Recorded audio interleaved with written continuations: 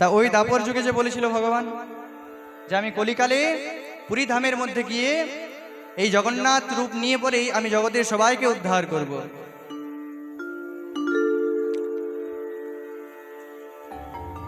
মালব দেশের রাজা ছিল ইন্দ্রদুম্ন রাজা।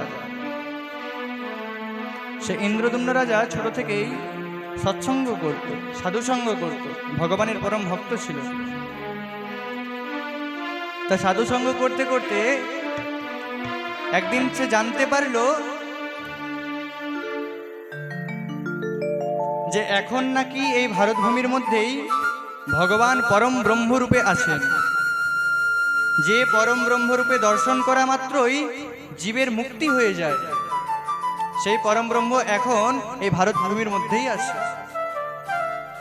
যখন তিনি জানতে পারলেন, তিনি তো রাজা, তিনি সবাইকে ডাকলেন এবং বললেন যে এই খবর আমাকে দিতে পারবে যে কোথায় আছে তাকে আমি পুরস্কৃত করব। চতুর্দিকে সমস্ত ব্রাহ্মণ ক্ষত্রিয় সবাই মিলে খুঁজতে আরম্ভ করেছে কোথায় আছে সেই পরম ব্রহ্ম।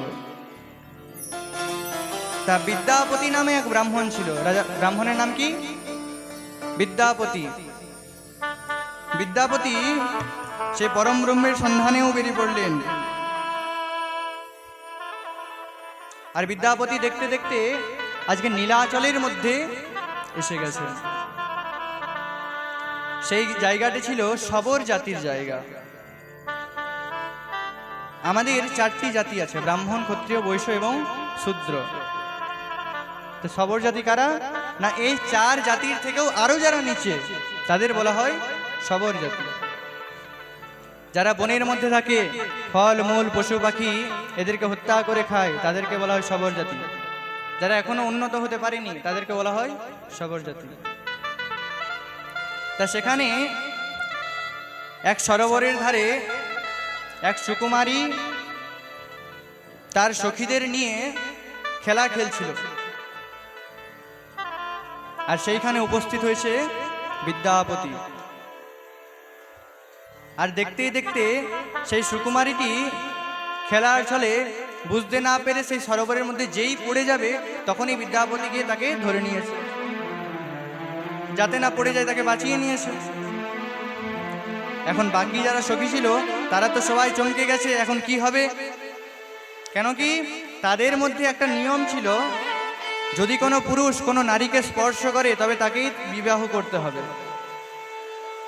এখন সেই সুকুমারীর নাম ছিল ললিতা, আর ললিতাকে যেই না স্পর্শ করে দিয়েছে বিদ্যাপতি, তখন তারা সবাই মিলে বিদ্যাপতিকে বন্দি করে রেখে দিয়েছে।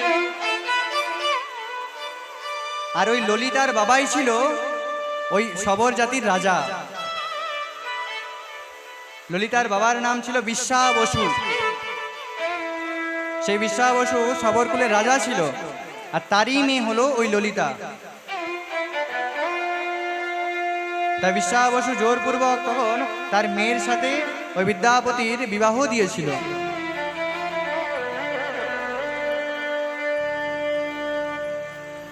যখন বিবাহ হয় তারপর বিদ্যাপতি হঠাৎ একদিন লক্ষ্য করে যে শ্বশুরমশাই সকালবেলায় বাড়ি থেকে বেরোয় আর সেই রাত্রিবেলায় ঘর আসে, ভোরবেলায় বেরোয় আর রাত্রিবেলাতে ঘর আসে। কি ব্যাপার, এতক্ষণ কোথায় যায়, কি করে? একদিন জিজ্ঞাসাই করলো, বাবা তুমি কোথায় যাচ্ছ? বলে আমি বনে যাচ্ছি, বনে আমি পশু শিকার করব, ফলমূল সংগ্রহ করে নিয়ে আসবো তবে তো। কিন্তু বিদ্যাপতি দেখছে ঘরে তো নাম করে গেল যে আমি পশু শিকার করতে যাব, ঘরে তো নাম করে গেল যে আমি ফলমূল আনতে যাব, কিন্তু যখন সন্ধ্যাবেলায় বাড়ি ফিরে আসে তখন তো হাতে একটাও ফলমূল থাকে না। তবে আমাকে নিশ্চয়ই মিথ্যা কথা বলেছে। একদিন রাত্রিবেলা ওই বিদ্যাপতি ললিতাকে জিজ্ঞাসা করলো, ললিতা তোমার পিতা সেই ভোরবেলায় যায় আর রাত্রিবেলায় আসে, কোথায় যায়, কি করে?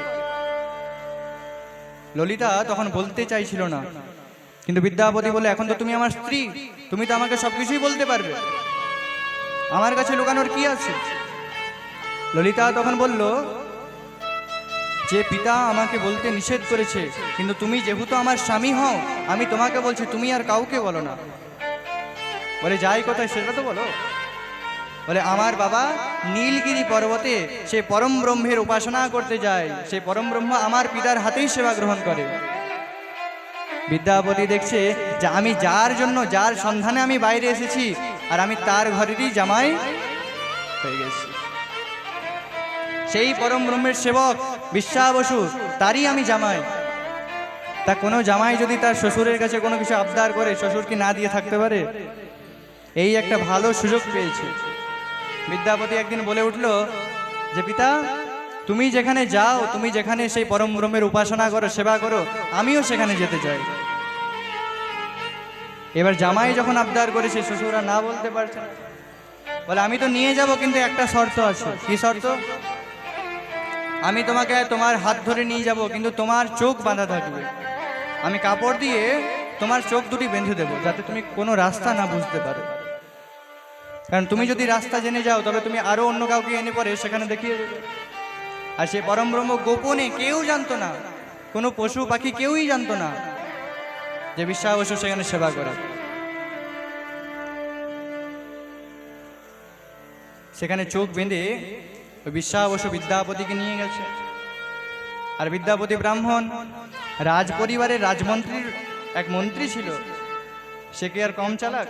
তার আগের দিন রাত্রিবেলাতেই ললিতাকে বলেছে, ললিতা তোমার কাছে কোনো সরষা দানা আছে? বলছে আছে। ওই সরষা দানা ভরে নিয়েছে তার ঝুলির মধ্যে। আর যাবার সময় ঝুলির মধ্যে একটা ছোট ছিদ্র করে দিয়েছে। যে যে রাস্তা দিয়ে গেছে, ওই রাস্তা দিয়ে ওই ছিদ্র দিয়ে পরে ওই ছোট ছোট সরষের দানাগুলো পড়ে পড়ে গেছে গোটা রাস্তা। সেদিন তো নিয়ে গেছে। তারপরে 2-3 মাস পর তখন বিদ্যাপতি দেখছে, এবার আমি যাই তো দেখি চিনতে পারছি কিনা। যেই রাস্তার মধ্যে নেমেছে, দেখছে ঠিক ছোট ছোট সরষে গাছ বেরিয়ে গেছে। ওই সরষে গাছ দেখতে দেখতে চলে এলো সে নীলগিরি পর্বতে। এখন সে একা একাই সে নীলগিরি পর্বতে এসে সে পরম ব্রহ্মের সে দর্শন করে দিল। আহা, কি রূপ, কি অপরূপ দৃশ্য! যে পরম ব্রহ্মকে দর্শন করে জীবের মুক্তি হয়ে যায়। রাজা আমাকে তো এই কাজের জন্যই পাঠিয়েছিল। এখন যখন আমি দর্শন করতে পেরে গেছি, আমি যাব রাজার কাছে, আর রাজাকে জানিয়ে দেব যে এইখানে পরম ব্রহ্ম আছে। তা বিদ্যাপতি তখন রাজাকে জানিয়ে দিল। যখন রাজাকে নিয়ে এলো, রাজাকে যেই মাত্র নিয়ে এসেছে নীলগিরি পর্বতের মধ্যে, গুহার মধ্যে যেই প্রবেশ করেছে, আর যেই তিনি দর্শন করতে যাবে, দর্শন করা মাত্রই ভগবান সেখান থেকে অপ্রকট হয়ে গেছে, অদৃশ্য হয়ে গেছে। রাজা ইন্দ্রদুম্ন সেখানে আছাড় খেয়ে পড়ে কাঁদতে আরম্ভ করেছে, হে ভগবান, আমি কি এতই পাপী, আমি কি এতই দুর্ভাগা যে তোমার দর্শন পর্যন্ত করতে পারবো না? তখন ভগবান আকাশবাণী করলেন যে, হে রাজন, তুমি আমাকে আর এই রূপে দর্শন পাবে না। আমি নিজেই তোমার কাছে যাব, আমি দারু ব্রহ্মরূপে তোমার কাছে যাব। আমি একা না, আমার 4টি বিগ্রহ যাবে, 4টি বড় বড় কাঠ যাবে, দারু যাবে। সেই দারু বিগ্রহ দিয়ে পরে আমার বিশাল বিগ্রহ তৈরি করো, আমি সেই রূপেই তোমার কাছে থাকবো। আমি এই পরম ব্রহ্মরূপে আমি তোমার কাছে সেবা নিতে পারবো না। কেন না, আমি কথা দিয়ে রেখেছি, আমি বিশ্বা বসুকে বলে রেখেছি যে আমি পরম ব্রহ্মরূপে আমি একমাত্র তোমার কাছেই সেবা নেব। তাই সেই আকাশবাণী শুনে রাজা আবার চলে এলো সেই রাজ্যের মধ্যে। আর দেখতেই দেখতে সেই ভগবান 4টি বিশাল দারু ব্রহ্মরূপে সমুদ্রে ভাসতে ভাসতে ভাসতে ভাসতে সেই তীরে চলে এসেছে। কত বড় বড় যোদ্ধা ছিল, বড় বড় বলবান শক্তিশালী পুরুষ ছিল, তারা কেউ সেই দারুগুলোকে তুলতে পারছিল না। কিন্তু যখন ইন্দ্রদুম্ন রাজা সেগুলো তুললো, কেমন করে একটা বাচ্চা, কোনো বাচ্চা ছেলে কোনো পুতুলকে ওঠায়, তেমনি করে ওই রাজা ইন্দ্রদুম্ন দারু ব্রহ্মগুলোকে উঠিয়ে নিয়ে রাজ্যের মধ্যে নিয়ে এলো। কারিগর ডাকা হয়েছে, কোনো কারিগরি আর কোনো মূর্তি বানাতে পারছে না। ছেনি হাতুড়ি দিয়ে যেই ঠুকতে যাবে, ছেনি হাতুড়ি ভেঙে যাচ্ছে। তখন বিশ্বকর্মা এক সূত্রধারীর রূপ ধারণ করে পরে সে রাজার কাছে এলো। বলে, হে রাজন, আমি শুনেছি নাকি তুমি দারু ব্রহ্ম পেয়েছো? বলে, হ্যাঁ। তুমি কি করে জানলে? বলে, আমাকে একটা ব্রাহ্মণ বলেছে তুমি ওই রাজার কাছে যাও, সেইখানে গেলে তোমার দ্বারা সেইখানে বিগ্রহ তৈরি করা হবে। রাজা দেখছে বয়স্ক বলে কথা, একজন বয়স্ক সূত্রধর এসেছে, একে যদি কাজ দেওয়া হয়, এত শক্তিশালী সূত্রধর ছিল, সুতোর ছিল, তারা কিছু করতে পারলো না, আর এত বয়স্ক মানুষ কি করতে পারবে? তখন গুন্ডিচা দেবী বলছে যে কেউ যখন পারলো না, একে দিয়ে একবার দেখো যদি হয়তো। তখন সেই বিশ্বকর্মা ছদ্মবেশে এসেছে, সে বলছে যে আমার কিছু শর্ত আছে। বলে কি শর্ত? বলে আমাকে বন্ধ ঘরে রেখে দাও, তোমরা কেউ ঢুকতে পারবে না, 21 দিন পর্যন্ত আমি এই কর্ম করব। 21 দিনের ভিতরেই যদি আগেই কেউ ঢুকে যাও, আমার কর্ম সেখানেই বন্ধ হয়ে যাবে। তা প্রথম সপ্তাহে যখন সে বিগ্রহ তৈরি করছিল, ছেনি হাতুড়ি ঠুকঠাক করে আওয়াজ আসছিল। যেই 14 দিন পেরিয়ে গেছে, দেখছে কোনো আওয়াজই আসছে না। গুন্ডিচা দেবী ভাবছে যে ভিতরে একে 14 দিন না খেয়ে না দিয়ে আছে, বয়স্ক মানুষ, এখন তো কোনো সাড়া শব্দও পাচ্ছি না, ভিতরে মরে টেরে গেল না তো? মনে তো অনেক চিন্তা হচ্ছে, বাইরে থেকে ডাক দেখছে যে তুমি কি আছো আদেও? তোমার কোনো আওয়াজ আসছে না। ভিতর থেকে তো এখনো কোনো সাড়া শব্দ আসছে না। এখানে তো চিন্তা আরো বেড়ে গেল, ভিতরে কি হলো কে জানে। তখন রাজাকে বলছে যে তুমি একবার কপাটটা খুলেই দেখো না কি হয়। রাজা বলছে না না, আমাকে 21 দিন সময় দিয়েছে, এখন তো সবেমাত্র 14 দিন, আরো 7 দিন সময় আছে। কিন্তু গুন্ডিচা দেবী তিনি আর ধৈর্য ধরে থাকতে পারলেন না, তিনি সঙ্গে সঙ্গেই কপাট খুলে দিলেন। আর কপাট খুলেই দেখছেন একই কাণ্ড, একই লীলা। কোথায় গেল সেই কারিগর, কোথায় গেল সেই বৃদ্ধ মানুষ? কেউ কোথাও নেই। ওই 4টি অসম্পূর্ণ বিগ্রহ সেখানে দাঁড়িয়ে আছে, না হাত আছে, না পা আছে, না কোনো শৃঙ্গার করেছে। এই কেমন বড় বড় থালার মতো চোখ, না মাথার মধ্যে চুল আছে, কেমন বিগ্রহ। রাজা সেই বিগ্রহ দেখে পরে কাঁদতে আরম্ভ করেছে যে আমার কি এমন অঘটন হয়ে গেল, কি এমন কর্ম করে ফেললাম, আমার হাত দিয়ে কি এমন পাপ কর্ম হয়ে গেল। ভগবান তখন আকাশবাণী করলেন, রাজা তুমি চিন্তা করো না, এটা কোনো অসম্পূর্ণ বিগ্রহ নয়, এটা রাধা প্রেমে বিগলিত আমারই বিগ্রহ। আমি নারদ মুনিকে কথা দিয়েছিলাম আমি এই রূপেই জগৎকে উদ্ধার করব, তাই আমার এই রূপটি তুমি মন্দিরের মধ্যে প্রতিষ্ঠা করো, আমি এই রূপেই জগতের সবাইকে উদ্ধার করব।